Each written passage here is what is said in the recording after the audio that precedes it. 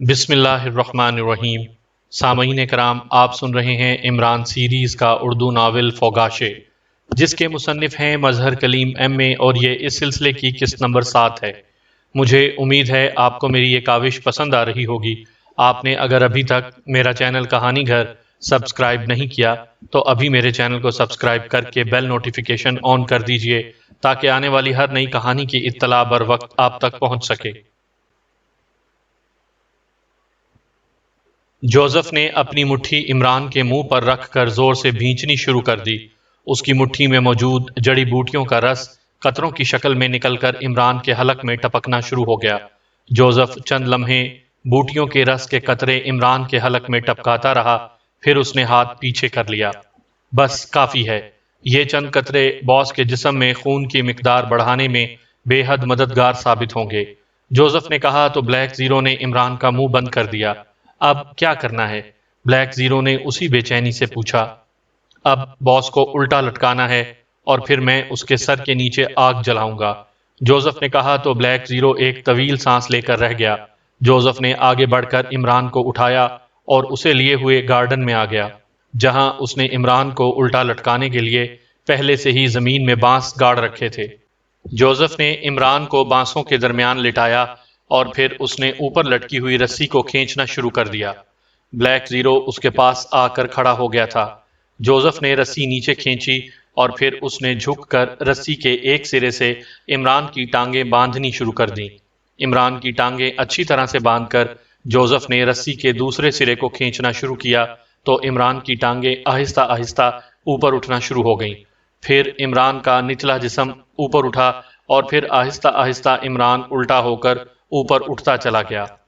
Joseph نے رسی کا سرا کھینچتے ہوئے عمران کا سر زمین سے 2 فٹ کی بلندی پر رکھا تھا۔ جب عمران کا جسم لٹک گیا تو جوزف نے رسی کا ہاتھ میں پکڑا ہوا سرا کھینچ کر سائیڈ میں موجود ایک بانس سے باندھ دیا۔ گارڈن میں ایک طرف ایک بڑی سی انگیٹھی رکھی ہوئی تھی جس میں آگ جل رہی تھی۔ آگ سے تیز دھواں نکل رہا تھا۔ بلیک زیرو آگ کو دیکھ کر پریشان ہو رہا تھا کہ نہ جانے جوزف اس آگ میں عمران کا سر کیسے ڈالے گا، کہیں اس کا یہ خطرناک عمل عمران کے لیے نقصان کا باعث ہی نہ بن جائے۔ لیکن وہ جوزف کے کسی بھی کام میں مداخلت نہیں کر رہا تھا اور جوزف خاموشی سے اپنے کام میں مصروف تھا۔ عمران 2 بانسوں کے درمیان الٹا لٹکا ہوا تھا۔ جوزف نے اس کا جھومتا ہوا جسم ایک جگہ ساکت کیا اور پھر اس نے سائٹ پر پڑی ہوئی انگیٹھی اٹھائی اور اسے لے کر عمران کے قریب آ گیا۔ بلیک زیرو نے دیکھا کہ انگیٹھی میں کوئلے جل رہے تھے۔ جوزف نے انگیٹھی ایک طرف رکھی اور پھر وہ کوئلوں پر لگی ہوئی آگ بجھا کر کوئلے سلگانے میں مصروف ہو گیا۔ کچھ ہی دیر میں کوئلوں پر لگی ہوئی آگ بجھ گئی، لیکن کوئلے سلگ کر سرخ ضرور ہو گئے تھے۔ جوزف انگیٹھی اٹھا کر عمران کے پاس لایا اور اس نے سلگتے ہوئے کوئلوں والی انگیٹھی عمران کے سر کے عین نیچے رکھ دی۔ سلگتے ہوئے کوئلوں سے تیز دھواں بھی خارج ہو رہا تھا۔ جوزف نے انگیٹھی عمران کے سر کے نیچے رکھی اور پھر دوبارہ اس بانس کی طرف بڑھا جس کے ساتھ اس نے رسی کا سرا باندھا تھا۔ اس نے بانس سے رسی کھولی اور پھر اس نے آہستہ آہستہ رسی ڈھیلی کرنی شروع کر دی۔ رسی ڈھیلی ہوتے ہی بلیک زیرو کو عمران کا سر انگیٹھی میں سلگتے ہوئے کوئلوں میں جاتا ہوا دکھائی دیا تو اس نے بے اختیار جبڑے بھینچ لیے۔ جوزف عمران کا سر کوئلوں کے بالکل قریب لے آیا تھا۔ اب عمران کا سر جلتے ہوئے کوئلوں سے محض 5 یا 6 انچ کے فاصلے پر تھا، اور اتنے فاصلے سے آگ کی حدت عمران کے سر کے بال تو کیا، اس کی کھوپڑی بھی آسانی سے جلا سکتی تھی۔ لیکن جوزف کے چہرے پر اطمینان دکھائی دے رہا تھا۔ اس نے عمران کے سر سے لے کر اس کی گردن تک جو لیپ لگا رکھا تھا، اس سے عمران کا چہرہ مکمل طور پر چھپا ہوا تھا، جس کی وجہ سے بلیک زیرو کو عمران کے چہرے کے تاثرات دکھائی نہیں دے رہے تھے۔ تم عمران صاحب کا سر آگ کے بہت نزدیک لے آئے ہو، انہیں تھوڑا سا اوپر اٹھاؤ، اس طرح تو ان کی کھوپڑی جل کر چٹک جائے گی۔ بلیک زیرو نے جوزف کی طرف دیکھ کر انتہائی بے چینی سے کہا۔ کچھ نہیں ہوگا باس کو، میں نے باس کے سر پر جن بوٹیوں کا لیپ لگا رکھا ہے اس سے باس کے سر کا ایک بال بھی نہیں جلے گا۔ باس کے سر کو تیز حدت کی ضرورت ہے، اس لیے مجھے ان کا سر آگ کے زیادہ سے زیادہ نزدیک رکھنا ہوگا، جوزف نے کہا تو بلیک زیرو ایک طویل سانس لے کر رہ گیا۔ جوزف نے عمران کا سر انگیٹھی کے کافی نزدیک کیا اور پھر اس نے اطمینان بھرے انداز میں سر ہلایا، اور پھر اس نے رسی کا سرا دوبارہ بانس سے باندھ دیا۔ رسی کا سرا بانس سے باندھتے ہی وہ تیزی سے سائڈ کی طرف بڑھا، جہاں ایک مضبوط اور بڑا سا ڈنڈا پڑا ہوا تھا۔ جوزف نے وہ ڈنڈا اٹھایا اور اسے لے کر عمران کے قریب آ گیا۔ طاہر صاحب، آپ باس کو پکڑ کر رکھیں، میں ان کی پنڈلیوں پر ضربیں لگاؤں گا۔ ضربیں لگنے کی وجہ سے ان کا سر آگ سے ہٹ جائے گا، جسے آپ نے روک کر رکھنا ہے۔ جوزف نے کہا تو بلیک زیرو آگے بڑھا اور اس نے عمران کے سامنے آ کر اس کو پہلوؤں سے پکڑ لیا، جبکہ جوزف عمران کے عقب میں آ گیا اور پھر اس نے اچانک عمران کی دونوں پنڈلیوں پر ایک ساتھ ڈنڈا مار دیا۔ عمران کے لٹکے ہوئے جسم کو ایک جھٹکا سا لگا، لیکن بلیک زیرو نے اسے مضبوطی سے پکڑ رکھا تھا تاکہ عمران کا سر جلتے ہوئے کوئلوں سے ہٹ نہ جائے۔ پھر تو جوزف نے جیسے زور زور سے عمران کی پنڈلیوں پر ڈنڈوں کی برسات شروع کر دی۔ کچھ دیر تک وہ عمران کی پنڈلیوں پر ڈنڈے رسید کرتا رہا، پھر اس نے سائیڈ میں پڑی ہوئی ایک فولڈنگ سیڑھی اٹھائی اور اسے لا کر الٹے لٹکے ہوئے عمران کے عقب میں رکھا، اور پھر وہ اس سیڑھی پر چڑھتا چلا گیا۔ اوپر آ کر اس نے ایک بار پھر ڈنڈا سنبھالا اور اس بار اس نے عمران کی پنڈلیوں پر ڈنڈے برسانے شروع کر دیے۔ جوزف کو اس طرح عمران پر ڈنڈے برساتا دیکھ کر بلیک زیرو کا دل دہل رہا تھا۔ یہ عمران کا وہی وفادار تھا جو عمران کے لیے ہر وقت اپنی جان دینے کے لیے تیار رہتا تھا، اور اب وہ عمران کا سر نہ صرف آگ میں جلا رہا تھا بلکہ انتہائی بے رحمی سے اس کی پنڈلیوں اور پیروں پر ڈنڈے بھی برسا رہا تھا۔ لیکن یہ سب وہ عمران کی بھلائی کے لیے کر رہا تھا، تاکہ عمران کے جسم کا خون زیادہ سے زیادہ اس کے سر میں جا سکے اور اس کی بند رگیں کھل سکیں۔ جوزف نے عمران کی پنڈلیوں اور پیروں پر جہاں جہاں ڈنڈے برسائے تھے وہ جگہیں سرخ ہو گئی تھیں، لیکن جوزف کے ہاتھ بدستور چل رہے تھے۔ بس کرو، آخر کب تک تم عمران پر اس قدر تشدد کرتے رہو گے؟ بلیک زیرو نے جوزف کی طرف غصے سے دیکھتے ہوئے کہا۔ اس وقت تک جب تک باس کے جسم میں جان نہیں آ جاتی۔ باس بے ہوش ہے، اس کے جسم میں تب ہی جان آئے گی جب اس کی بے ہوشی ٹوٹے گی اور اس کا جسم متحرک ہوگا۔ جیسے ہی باس کا جسم متحرک ہوگا اسے ہوش آ جائے گا، اور باس کو ہوش آ گیا تو سمجھ لیں کہ ان کے دماغ کی تمام رگیں کھل گئی ہیں اور ان کے سر سے موت کا خطرہ ٹل گیا ہے۔ جوزف نے کہا اور اس نے پھر سے عمران کے پیروں پر ڈنڈے برسانے شروع کر دیے۔ اسی لمحے گیٹ کے باہر کار کے ہارن کی بجنے کی آواز سنائی دی تو جوزف اور بلیک زیرو دونوں چونک پڑے۔ یہ تو جوانا کی کار کی آواز ہے، لگتا ہے وہ واپس آ گیا ہے، جوزف نے ہونٹ بھینچتے ہوئے کہا۔ پھر اب عمران صاحب کو اس حالت میں دیکھ کر وہ کیا کہے گا؟ بلیک زیرو نے تشویش زدہ لہجے میں کہا۔ باس کی حالت کے بارے میں اسے میں ساری بات بتا کر مطمئن کر لوں گا، لیکن آپ کو یہاں دیکھ کر وہ چونک سکتا ہے۔ آپ میک اپ میں ہیں اس لیے وہ آپ کو نہیں پہچان سکتا۔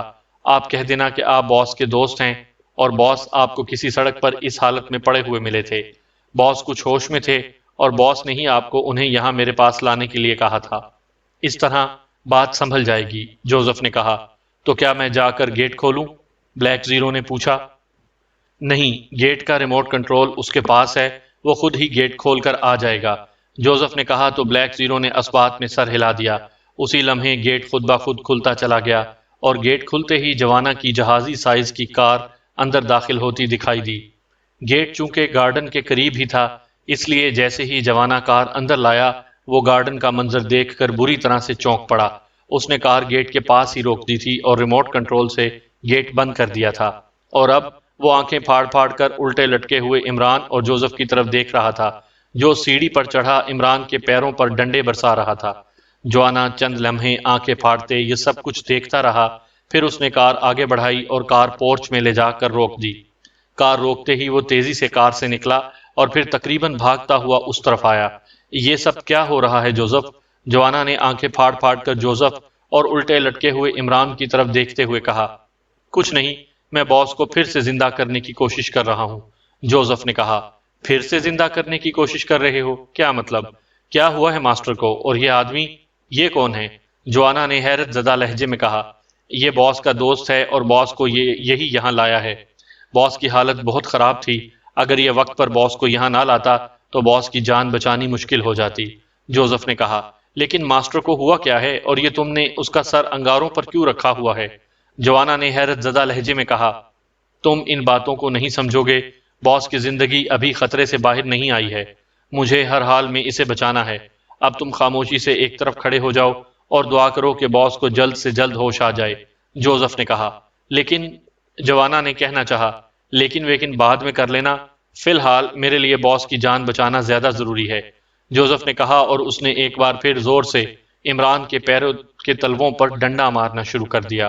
اس بار جیسے ہی عمران کے پیروں کے تلووں پر ڈنڈا پڑا، عمران کا جسم بری طرح سے جھنجھنا اٹھا۔ عمران کے جسم کو متحرک ہوتا دیکھ کر جوزف کی آنکھوں میں چمک ابھر آئی۔ باس کے جسم میں جان آ رہی ہے، اب یہ بچ جائے گا، جوزف نے کہا، اور اس نے ایک بار پھر عمران کے پیروں کے تلووں پر ڈنڈا رسید کیا تو عمران کا جسم یک لخت پھڑکا اور بری طرح سے ہلنا شروع ہو گیا۔ گڈ گاڈ، میرا نسخہ کام کر رہا ہے، جوزف نے خوش ہوتے ہوئے کہا، اور اس نے تیسری بار پھر عمران کے پیروں پر ڈنڈا مارا تو اسی لمحے عمران کے منہ سے کراہ کی آواز نکلی اور اس کا جسم بری طرح سے تڑپنا شروع ہو گیا، جسے قابو کرنا بلیک زیرو کے لیے بھی مشکل ہو رہا تھا۔ 2 منٹ، صرف 2 منٹ باس کا سر آگ پر ہی رکھے رہنے دو تاکہ اس کا کھلتا ہوا دماغ مکمل طور پر کھل جائے، پھر کوئی پرواہ نہیں ہوگی، جوزف نے کہا، اور ڈنڈا پھینک کر تیزی سے نیچے آ گیا۔ عمران بلیک زیرو کے ہاتھوں میں بری طرح سے تڑپ رہا تھا، لیکن بلیک زیرو اس کا سر انگیٹھی میں موجود جلتے ہوئے کوئلوں سے نہیں ہٹنے دے رہا تھا۔ جوزف نے نیچے آتے ہی عمران کو دونوں ہاتھوں سے سنبھال لیا۔ بس آپ چھوڑ دیں، اب میں خود باس کو سنبھال لوں گا، جوزف نے کہا تو بلیک زیرو نے عمران کو چھوڑ دیا اور پیچھے ہٹ گیا۔ عمران کے منہ سے اب تکلیف بھری آوازیں نکل رہی تھیں، وہ زور زور سے سر مار رہا تھا، جیسے اسے اپنا سر کوئلوں سے جلتا ہوا محسوس ہو رہا ہو۔ جوانا، جاؤ اور جا کر جلدی سے پانی کی ایک بالٹی بھر کر لے آؤ، جلدی، جوزف نے چیختے ہوئے کہا تو جوانا، جو حیرت سے آنکھیں پھاڑے اسے دیکھ رہا تھا، اس کی بات سن کر تیزی سے ایک طرف دوڑتا چلا گیا۔ جوزف نے 2 منٹ تک عمران کو اسی طرح تڑپنے دیا، پھر جب عمران کے حلق سے درد بھری چیخیں نکلنا شروع ہوئیں تو جوزف نے ایک جھٹکے سے عمران کا سر انگیٹھی سے اوپر اٹھا لیا۔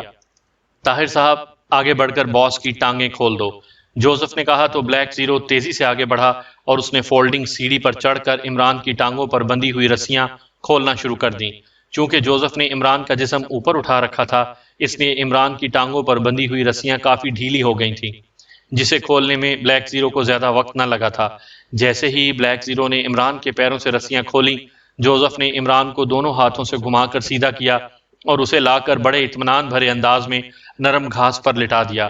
اسی لمحے جوانا پانی سے بھری ہوئی بالٹی لے کر وہاں پہنچ گیا۔ عمران اب بھی جوزف کے ہاتھوں میں تڑپ رہا تھا۔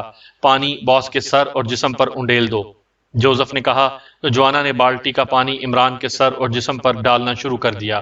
پانی پڑتے ہی عمران کے سر اور اس کے چہرے پر لگا ہوا لیپ، جو کوئلوں پر گرم ہو کر سوکھ گیا تھا، گیلا ہو کر تیزی سے صاف ہونا شروع ہو گیا، اور سر پر پانی پڑنے کی وجہ سے عمران کا تڑپتا ہوا جسم بھی اعتدال پر آ گیا اور اس کے منہ سے نکلنے والی درد بھری آوازیں بھی کم ہو گئیں۔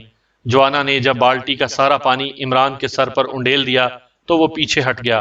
عمران چند لمحے اسی طرح سے پڑا رہا، پھر اس نے اچانک آنکھیں کھول دیں اور پھر وہ آنکھیں گھما گھما کر جوزف اور ارد گرد کا ماحول دیکھنے لگا۔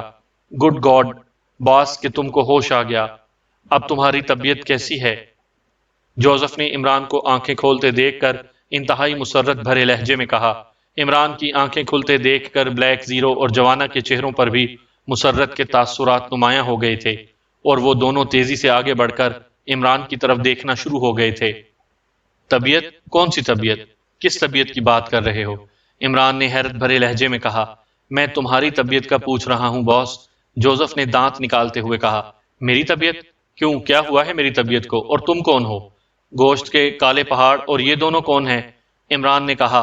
اس کی بات سن کر نہ صرف جوزف بلکہ جوانا اور بلیک زیرو کے چہروں پر بھی قدرے تشویش کے تاثرات ابھر آئے۔ کیا تم مجھے نہیں پہچانتے باس؟ جوزف نے پریشانی کے عالم میں کہا۔ باس؟ تو تم باس ہو، لیکن باس کا مطلب کیا ہوتا ہے؟ عمران نے اسی انداز میں کہا۔ اس کے چہرے پر ایسا کوئی تاثر دکھائی نہیں دے رہا تھا جس سے بلیک زیرو اندازہ لگا سکتا کہ عمران مذاق کر رہا ہے یا وہ واقعی سنجیدہ ہے۔ تم میرے باس ہو، میں تمہیں باس کہہ رہا ہوں، جوزف نے کہا۔ کیوں؟ تم مجھے باس کیوں کہہ رہے ہو؟ کیا مجھ سے تمہیں مچھلیوں یا سڑی ہوئی سبزیوں کی باس آ رہی ہے؟ عمران نے کہا۔ اس نے باس کا مطلب ہی الٹا لے دیا تھا۔ او نہیں، میں تمہارا غلام ہوں اور تم میرے آقا ہو، اور آقا کو جدید دور میں باس ہی کہا جاتا ہے، جوزف نے کہا تو عمران آہستہ آہستہ اٹھ کر بیٹھ گیا۔ اس کا سارا لباس پانی سے بھیگا ہوا تھا۔ عمران نے سر اٹھا کر دیکھا، پھر ادھر ادھر دیکھنے لگا۔ آسمان تو بالکل صاف ہے، پھر اتنی بارش کیسے ہوئی ہے جس سے صرف میں ہی بھیگا ہوں اور تم نہیں بھیگے؟ کیا آسمان سے ہونے والی ساری بارش مجھ اکیلے پر ہوئی ہے؟ عمران نے اپنے مخصوص لہجے میں کہا۔ نہیں عمران صاحب، بارش نہیں ہوئی ہے، آپ پر جوانا نے پانی ڈالا تھا تاکہ آپ کو ہوش میں لایا جا سکے۔ بلیک زیرو نے کہا۔ جوانا؟ کون جوانا؟ اور تم کون ہو، دبلے پتلے موٹے انسان؟ عمران نے اہم کانہ لہجے میں کہا تو بلیک زیرو ایک طویل سانس لے کر رہ گیا۔ میں طاہر ہوں، آپ کا دوست، بلیک زیرو نے کہا۔ کون سا دوست؟ میرے تو 1110 دوست ہیں، ان میں سے بہت سے دوست مجھ سے گلی ڈنڈا کھیلتے ہیں، کچھ کرکٹ کھیلتے ہیں اور کچھ کبڈی، اور بہت سے ایسے دوست بھی ہیں جو میرے ساتھ کھیلنا پسند ہی نہیں کرتے۔ اب تم ان میں سے کون سے دوست ہو؟ عمران نے اسی انداز میں کہا تو بلیک زیرو پریشانی کے عالم میں جوزف کی طرف دیکھنے لگا۔ فکر نہ کریں باس، اب بالکل ٹھیک ہیں، البتہ ان کے سر میں خون کا دباؤ بڑھا ہوا ہے، اسی لیے یہ ایسی باتیں کر رہے ہیں۔ ابھی چند منٹوں میں خون جب ان کے جسم میں رواں ہوگا تو یہ اپنی اصلی حالت میں آ جائیں گے، جوزف نے کہا تو بلیک زیرو نے اثبات میں سر ہلا دیا۔ اسی لمحے عمران نے اٹھنے کی کوشش کی، لیکن دوسرے لمحے وہ بری طرح سے چیختا ہوا نیچے گر گیا۔ جوزف نے جس بری طرح سے اس کی پنڈلیوں اور پھر اس کے پیروں کے تلووں پر ڈنڈے برسائے تھے، اس سے عمران کی پنڈلیاں اور پیر بری طرح سے سوج گئے تھے۔ یہ میرے پیروں کو کیا ہوا ہے؟ یہ پھول کر کپا کیوں ہو گئے ہیں؟ عمران نے چیختے ہوئے کہا۔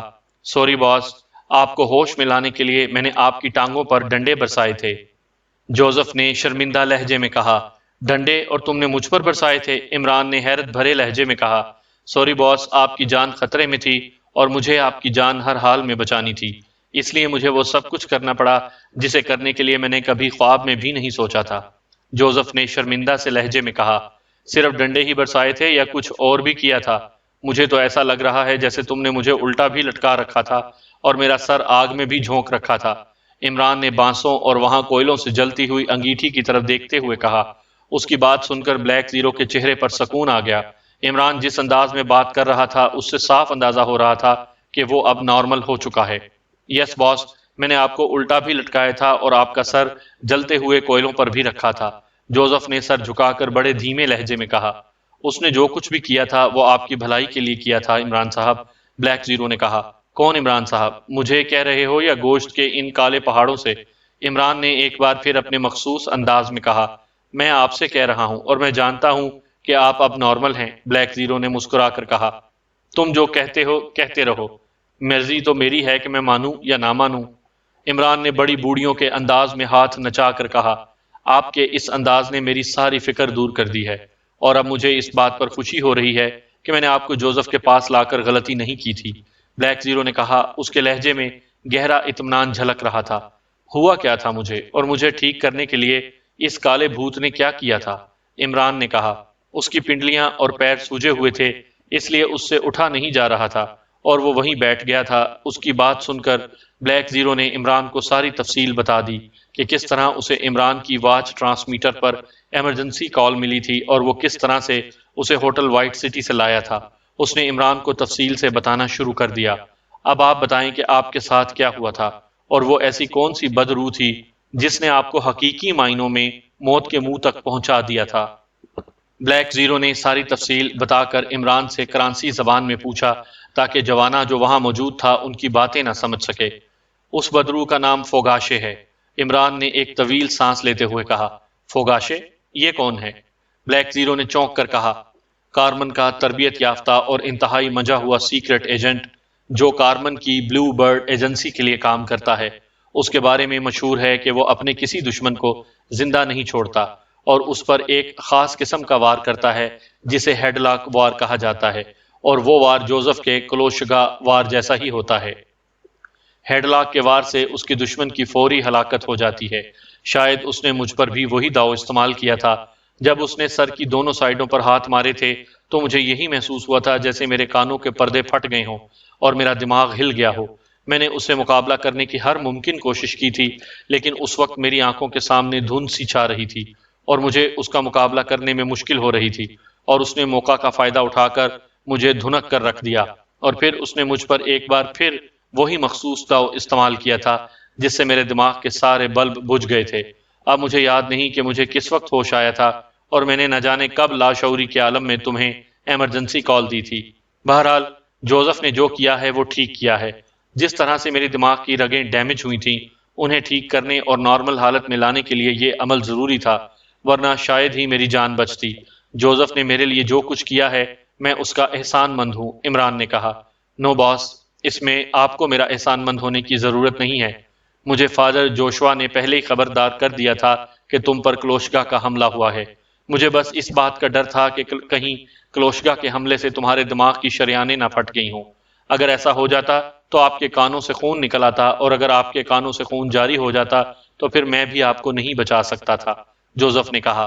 بہرحال اگر تم میرا شکریہ وصول نہیں کرنا چاہتے تو تمہاری مرضی، عمران نے کہا تو جوزف بے اختیار مسکرا دیا۔ لیکن فوگاشے یہاں کیا کر رہا ہے، اور اس نے اس آدمی کو کیوں قتل کیا تھا جو آپ کے کہنے کے مطابق آران کا سیکرٹ ایجنٹ تھا؟ بلیک زیرو نے حیرت بھرے لہجے میں کہا۔ یہی پتا کرنے تو میں اس کے پاس گیا تھا، لیکن مجھے کیا پتا تھا کہ اس کے ساتھ اس کی چچی ذات سالی بھی ہوگی اور وہ اچانک مجھ پر حملہ کر دیں گے، عمران نے منہ بنا کر کہا۔ چچی ذات سالی؟ میں سمجھا نہیں، بلیک زیرو نے کہا۔ اس کی منگیتر اینجلینا اس کے ساتھ تھی، اور فوگاشے کے بارے میں یہی کہا جاتا ہے کہ وہ جہاں جاتا ہے اینجلینا اس کے ساتھ ہی ہوتی ہے، عمران نے کہا۔ کیا وہ یہاں کسی مشن پر آئے ہیں؟ بلیک زیرو نے ہونٹ چباتے ہوئے پوچھا۔ ظاہر ہے جس طریقے سے انہوں نے مجھ پر حملہ کیا تھا، اس سے تو یہی لگتا ہے کہ وہ یہاں کسی خاص مشن پر آئے ہیں، اور موقع سے فائدہ اٹھا کر انہوں نے مجھے راستے سے ہٹانے کا فیصلہ کر لیا تھا۔ یہ الگ بات ہے کہ ان کے ہاتھوں مرنے کے لیے میں خود ہی ان کے پاس چلا گیا تھا، عمران نے کہا۔ فوگاشے اور اینجلینا کے بارے میں کہا جاتا ہے کہ وہ جس ملک میں جاتے ہیں وہاں لاشوں کے انبار لگا دیتے ہیں۔ اگر ان کا یہاں بھی ایسا کوئی مشن ہوا تو، بلیک زیرو نے تشویش زدہ لہجے میں کہا، تو انہیں اس مشن سے روکنا پڑے گا، اور کیا، عمران نے کہا۔ تو پھر مجھے فوری طور پر ممبران کو الرٹ کر دینا چاہیے تاکہ وہ فوگاشے اور اینجلینا کی تلاش شروع کر دیں، بلیک زیرو نے کہا۔ ان سے کہنا کہ وہ فوگاشے اور اینجلینا سے دور رہ کر ان کی نگرانی کریں اور ان کے بارے میں مجھے آگاہ کریں۔ فوگاشے اور اینجلینا ان کے بس کی بات نہیں ہے۔ میں نے تو فوگاشے کے ہیڈ لاک وار سہ لیے تھے، لیکن ان میں سے شاید ہی کوئی فوگاشے کا ہیڈ لاک وار سہنے کی ہمت رکھتا ہو، عمران نے کہا۔ جولیا اس وقت تنویر کے ساتھ 4 سٹارز کے ہیڈ کوارٹر میں ہوگی، میں اسے بریفنگ دے دیتا ہوں تاکہ وہ سب کام چھوڑ کر فوری طور پر فوگاشے اور اینجلینا کو تلاش کر سکیں، بلیک زیرو نے کہا۔ کیوں، وہ دونوں 4 سٹارز کے ہیڈ کوارٹر میں کیوں گئے؟ عمران نے چونک کر پوچھا تو بلیک زیرو نے اسے اس لڑکی کے بارے میں بتانا شروع کر دیا جو تنویر کو راستے میں ملی تھی۔ جولیا نے چونکہ اسے کال کر کے ساری تفصیلات بتا دی تھی، اس لیے بلیک زیرو نے اس لڑکی سے پوچھ گچھ کرنے کے لیے اسے 4 سٹارز کے ہیڈ کوارٹر میں لے جانے کا کہا تھا، اور جولیا کی کال بلیک زیرو کو عمران کی ایمرجنسی کال وصول ہونے سے پہلے آئی تھی، اس لیے عمران کو شدید زخمی حالت میں دیکھ کر وہ یہ سب بھول گیا تھا۔ کون ہو سکتی ہے وہ لڑکی، اور وہ تنویر کو ہی کیوں تلاش کرنے کے لیے کارمن سے یہاں آئی ہے؟ عمران نے حیرت بھرے لہجے میں کہا۔ بلیک زیرو کو چونکہ ابھی تک جولیا کی رپورٹ نہیں ملی تھی، اس لیے اسے اتنا ہی معلوم تھا کہ جولیا نے اسے بتایا تھا کہ لڑکی کے سیل فون میں تنویر کی تصویر ہے جسے وہ خصوصی طور پر تلاش کر رہی ہے۔ اس کے بعد کا احوال ابھی بلیک زیرو نہیں جانتا تھا۔ معلوم نہیں آپ کو یہاں لانے کے بعد میں نے جولیا سے دوبارہ رابطہ نہیں کیا تھا، اور میں نے اپنا سیل فون اور واچ ٹرانسمیٹر بھی آف کر رکھا ہے۔ ہو سکتا ہے کہ جولیا نے مجھ سے رابطہ کرنے کی کوشش کی ہو، بلیک زیرو نے کہا۔ تو پھر آن کرو اپنا سیل فون اور ٹرانسمیٹر تاکہ پتہ چل سکے کہ جولیا نے اس لڑکی سے کیا معلوم کیا ہے اور وہ لڑکی کس قبیلے سے تعلق رکھتی ہے، عمران نے کہا۔ ٹھیک ہے، میں کرتا ہوں، بلیک زیرو نے کہا، اور پھر اس نے جیب سے اپنا مخصوص سیل فون نکالا اور اسے آن کرنے میں مصروف ہو گیا۔ اب یہ میری ٹانگیں کب ٹھیک ہوں گی اور میں کب اٹھنے کے قابل ہو سکوں گا؟ عمران نے جوزف کی طرف دیکھتے ہوئے پوچھا۔ میں نے آپ کی پنڈلیوں اور پیروں کے تلووں پر مخصوص انداز میں ضربیں لگائی تھی باس، جس سے آپ کی پنڈلیوں اور پیروں میں سوجن ہوئی ہے۔ آپ کی ہڈیوں کو کوئی نقصان نہیں پہنچا ہے۔ میں ایک جڑی بوٹی میں تیل ملا کر لے آتا ہوں، اس تیل کی مالش سے کچھ ہی دیر میں آپ کے پیروں کی سوجن ختم ہو جائے گی اور آپ آسانی سے اپنے پیروں پر کھڑے ہو جائیں گے، جوزف نے کہا۔ تیلی کے بچے، دیکھ کیا رہے ہو، جاؤ جلدی کرو اور لاؤ بوٹی میں تیل ملا کر، عمران نے کہا تو جوزف نے اسبات میں سر ہلا دیا اور پھر وہ تیزی سے ایک طرف بڑھتا چلا گیا۔ ماسٹر، اگر یہاں بیٹھنے میں تکلیف ہو رہی ہے تو میں آپ کو اٹھا کر اس بیڈ پر ڈال دوں، جوانا نے پوچھا۔ نہیں، اس کی ضرورت نہیں ہے، میں ٹھیک ہوں۔ ہاں، اگر ہو سکے تو مجھے ایک گلاس پانی لا دو۔ کم وقت جوزف نے مجھے روسٹ کرنے کے لیے نہ جانے کتنی دیر مجھے جلتے کوئلوں پر رکھا ہے۔ میرے دماغ کے ساتھ میرا حلق بھی روسٹ ہو گیا ہے، عمران نے کہا تو جوانا نے اثبات میں سر ہلایا اور عمران کے لیے پانی لینے چلا گیا۔ میں جولیا سے رابطہ کرنے کی کوشش کر رہا ہوں لیکن اس کی طرف سے رسپانس نہیں مل رہا ہے، بلیک زیرو نے کہا۔ کیوں؟ عمران نے کہا۔ معلوم نہیں، اس کے سیل فون پر بیل تو جا رہی ہے لیکن وہ کال اٹینڈ نہیں کر رہی ہے۔ اسی طرح تنویر اور صدیقی کے نمبروں سے بھی کوئی رسپانس نہیں آ رہا، بلیک زیرو نے کہا۔ تو واچ ٹرانسمیٹر پر ٹرائی کرو، عمران نے کہا تو بلیک زیرو نے اثبات میں سر ہلا دیا۔ یہاں جوانا موجود ہے اس لیے میں ان سے واچ ٹرانسمیٹر پر بات کرنے سے اجتناب کر رہا تھا۔ اب میں واش روم میں جاتا ہوں اور وہاں ان سے ٹرانسمیٹر پر بات کرنے کی کوشش کرتا ہوں، بلیک زیرو نے کہا تو عمران نے اثبات میں سر ہلا دیا اور بلیک زیرو تیز تیز چلتا ہوا تیزی سے ایک طرف بڑھتا چلا گیا۔ کچھ ہی دیر میں جوانا اس کے لیے پانی کا گلاس لے آیا۔ عمران نے اس سے گلاس لیا اور پانی پینے لگا۔ اس کا حلق واقعی خشک ہو رہا تھا، پانی پیتے ہوئے اسے یوں لگ رہا تھا جیسے اس کے اندر لگی ہوئی آگ بجھتی چلی جا رہی ہو۔ کچھ دیر کے بعد جوزف بھی آ گیا۔ اس کے ہاتھوں میں ایک کٹورا تھا جس میں ایک پسی ہوئی بوٹی تھی جس میں اس نے سرسوں کا تیل ملا رکھا تھا۔ لاؤ باس، میں تمہارے پیروں پر یہ بوٹی لگا دیتا ہوں۔ اس بوٹی کے لگتے ہی 10 سے 15 منٹوں میں تم اپنے پیروں پر کھڑے ہونے کے قابل ہو جاؤ گے، جوزف نے کہا۔ اور یہ جو میرے ناک کی ہڈی ٹوٹی ہوئی ہے، اسے ٹھیک کرنے کے لیے بھی تمہارے پاس کسی جڑی بوٹی کا کوئی نسخہ ہے یا اسے ٹھیک کرانے کے لیے مجھے ہسپتال ہی جانا پڑے گا؟ عمران نے کہا۔ یس باس، لیکن میرے پاس جو نسخہ ہے اس سے تمہاری ناک کی ہڈی کافی دنوں بعد ٹھیک ہوگی۔ میں نے وقتی طور پر تمہاری ناک کا علاج کر دیا ہے لیکن ہڈی ٹھیک کرانے کے لیے تمہیں ہسپتال ہی جانا ہوگا، جوزف نے دانت نکالتے ہوئے کہا۔ تو عمران ایک طویل سانس لے کر رہ گیا۔ جوزف اس کے پیروں کے پاس بیٹھ گیا اور پھر اس نے تیل ملی بوٹی عمران کی سوجی ہوئی پنڈلیوں اور پیروں کے تلووں پر لگانا شروع کر دی۔ جیسے جیسے جوزف اس کے پیروں پر لیپ لگاتا جا رہا تھا، عمران کو اپنے جلتے ہوئے پیروں میں ٹھنڈک کا احساس ہونا شروع ہو گیا تھا اور اسے ٹانگوں میں ہونے والی تکلیف بھی ختم ہوتی محسوس ہو رہی تھی۔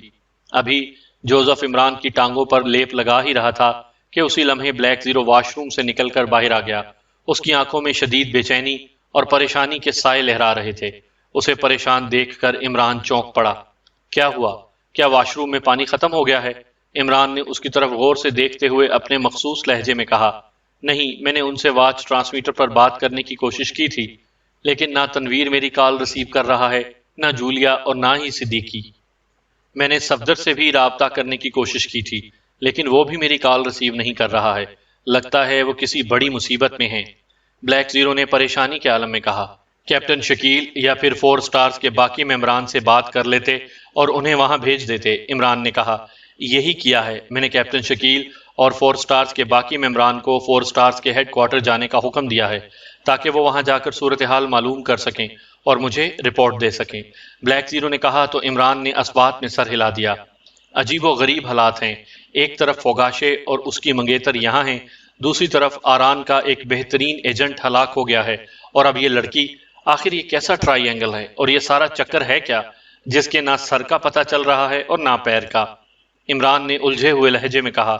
کچھ نہ کچھ تو گڑبڑ ضرور ہے، فوگاشے اور اینجلینا کا یہاں ہونا کسی مصیبت سے کم نہیں ہے۔ لگتا ہے مجھے دانش منزل جا کر آرانی سیکرٹ سروس کے چیف سے بات کرنی پڑے گی کہ ان کا ایجنٹ یہاں کیوں آیا تھا، اور میں کارمن میں جونیئر سے بھی بات کرتا ہوں، ہو سکتا ہے کہ وہ اس بات کا پتہ کر سکے کہ فوگاشے اور اینجلینا کا پاکیشیا میں آنے کا کیا مقصد ہو سکتا ہے، بلیک زیرو نے کہا۔ رکو، مجھے بھی اپنے ساتھ لے چلنا، جوزف مجھے جو لیپ لگا رہا ہے اس کا کہنا ہے کہ اس سے میری ٹانگوں کی سوجن جلد ہی ختم ہو جائے گی اور مجھے چلنے پھرنے میں دشواری نہیں ہوگی، عمران نے کہا تو بلیک زیرو نے اثبات میں سر ہلا دیا۔ جوزف نے عمران کی ٹانگوں اور پیروں پر اچھا خاصا لیپ لگا دیا تھا اور عمران کو اب واقعی تکلیف میں کافی آرام ملتا ہوا محسوس ہو رہا تھا۔ باس، جب تک تمہاری ٹانگوں کا ورم ختم نہ ہو جائے اس وقت تک تم اٹھنے کی کوشش بھی نہ کرنا، ورنہ پھر سے ٹانگیں ورم زدہ ہو جائیں گی اور اس لیپ کا اثر بھی بیکار ہو جائے گا۔ اس کے بعد تمہیں پھر واقعی کئی روز تک بیڈ پر ریسٹ کرنا پڑے گا، جوزف نے کہا۔ ٹھیک ہے، تم مجھے اٹھا کر میرے دوست کی کار میں بٹھا دو، مجھے اس کے ساتھ جانا ہے، عمران نے کہا۔ اس نے جوانا کی موجودگی میں جان بوجھ کر بلیک زیرو کا نام نہیں لیا تھا۔ جوزف نے اس کی بات مان لی اور اس نے عمران کو اٹھایا اور اسے لے کر پورچ کی طرف بڑھتا چلا گیا۔ جہاں بلیک زیرو کی کار موجود تھی۔ اس نے عمران کو بلیک زیرو کی کار میں اگلی سیٹ پر بٹھا دیا۔ بلیک زیرو نے کار کی ڈرائیونگ سیٹ سنبھال لی۔ کچھ ہی دیر میں وہ عمران کو لیے دانش منزل کی طرف اڑتا جا رہا تھا۔ دونوں خاموش تھے اور دونوں کے چہروں پر شدید الجھن اور پریشانی کے سائے لہراتے ہوئے دکھائی دے رہے تھے۔